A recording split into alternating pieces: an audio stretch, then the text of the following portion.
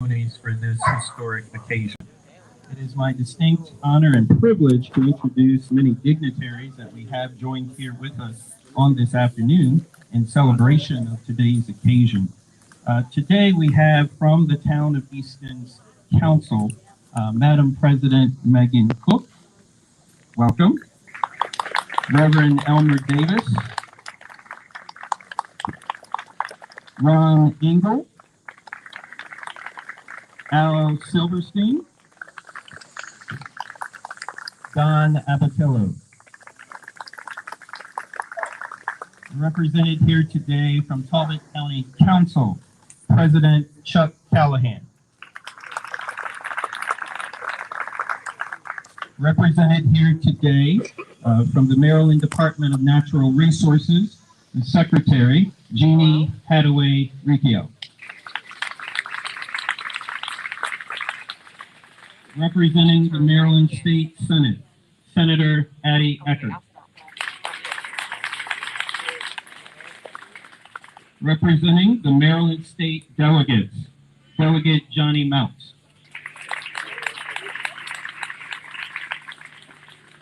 Representing United States Senator of Maryland, Chris Van Hollen, Jalon Money, Anne Arundel County, Southern Maryland Regional Director.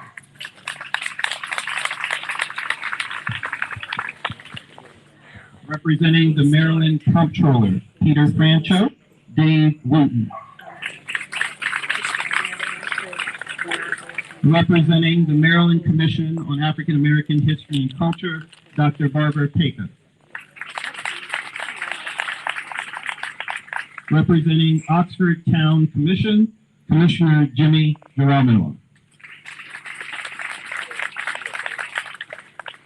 Thank you to all of the dignitaries who have joined with us today on the Hill community in recognition of this historic occasion to unveil the historic mural, which you will later see. And so again, we thank you all for joining us today for such a historic occasion. I have been asked to share briefly a historical overview of the Hill community.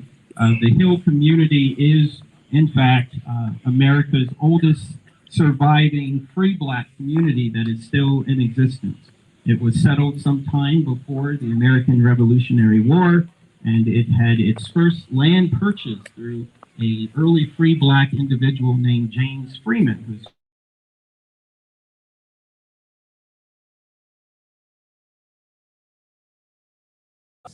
he free Black woman to purchase a lot, and her name was Grace Brooks, and we often affectionately refer to her as Amazing Grace. This community, a community early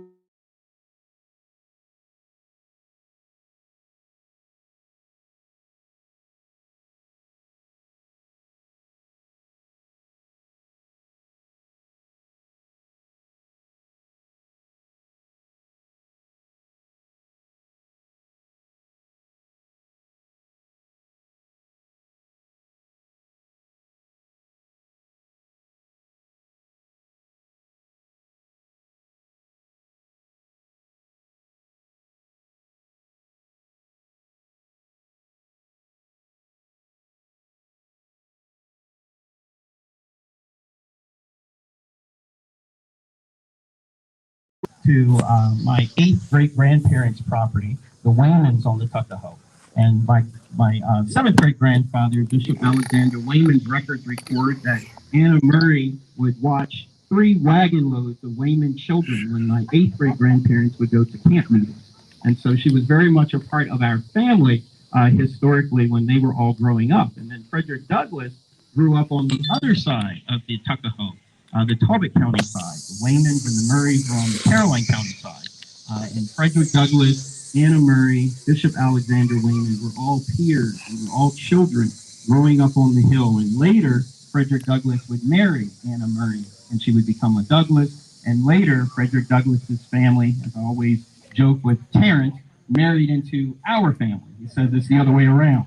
But they married into the Wayman family, and thus our families became united. And so today it's an honor to be working with both cousin Terrence Bailey, cousin Kevin Douglas Green, who you will hear from, cousin Kenneth Morris, and in her absence, cousin Nettie Washington Douglas, where I would be remiss if I didn't honor and recognize her, as she still holds one of the family artifacts, as cousin Nettie and also cousin Kenneth mentioned, underneath of her bed, which is the original cane that my seventh great grandfather gave to Frederick Douglass.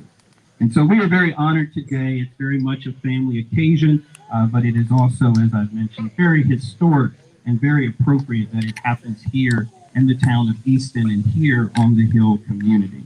And so with that, I will ask that we move now into the program where we will further experience the significance of this occasion. And I will call upon Essence from our own Morgan State University, who will render the blessing dance. And so if Essence would come forward and render the blessing dance at this time.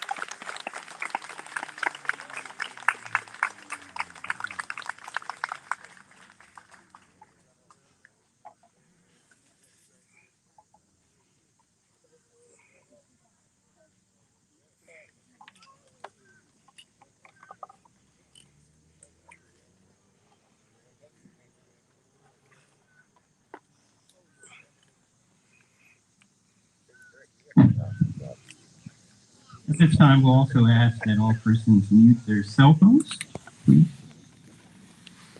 So, ladies and gentlemen, Essence Morgan State University, let's thank them one more time for the blessing of today.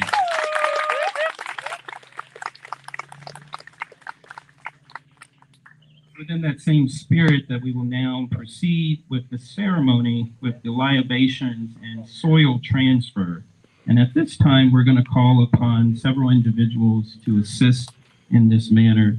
Oyana Bailey, Kevin Douglas Green, Kenneth B. Morris, Terrence Bailey Sr., Haley Green, and Kiana Green. If you would come forward, and also Iya Mara, who is the Yoruba spiritual leader from the Imole. If you would all come forward for the libations and soil transfer at this time.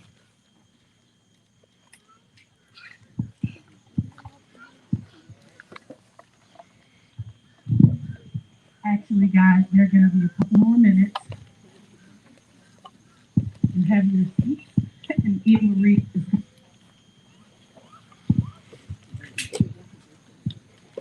That mic ain't worked out.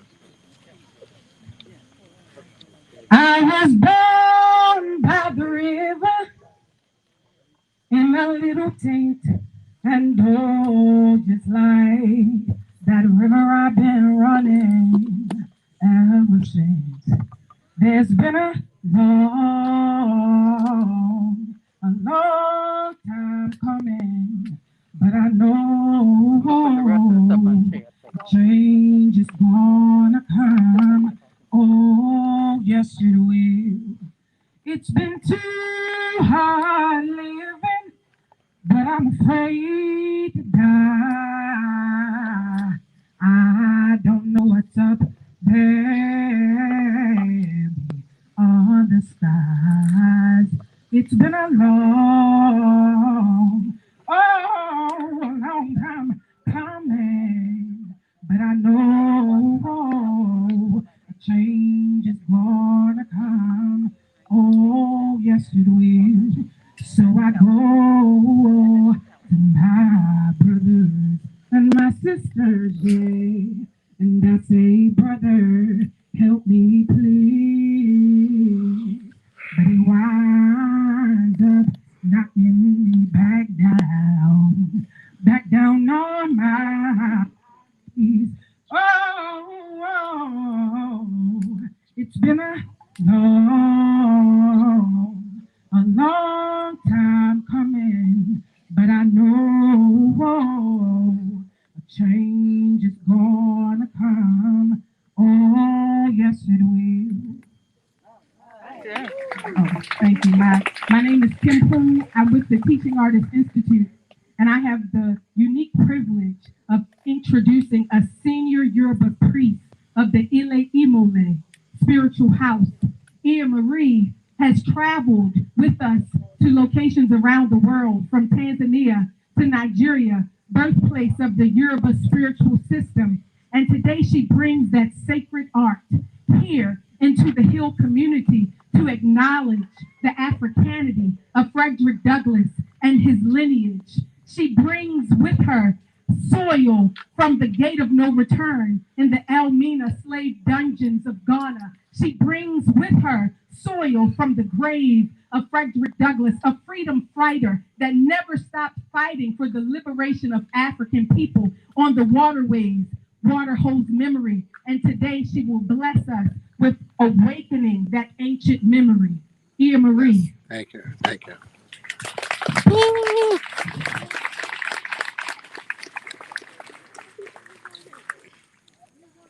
Good job.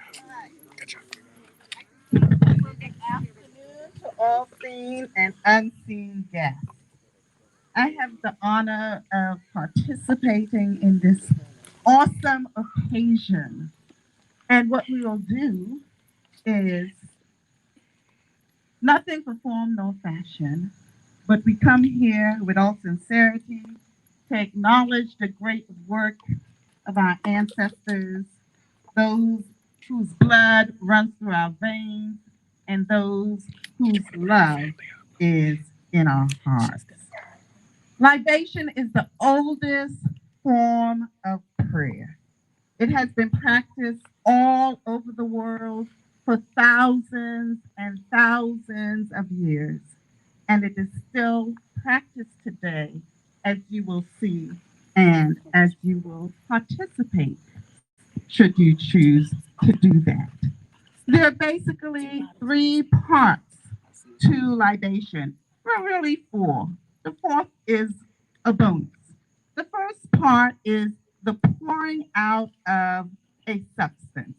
Typically, it's water, it could be juice, it could be rice, honey, oil, or simply your words. So that's the first part.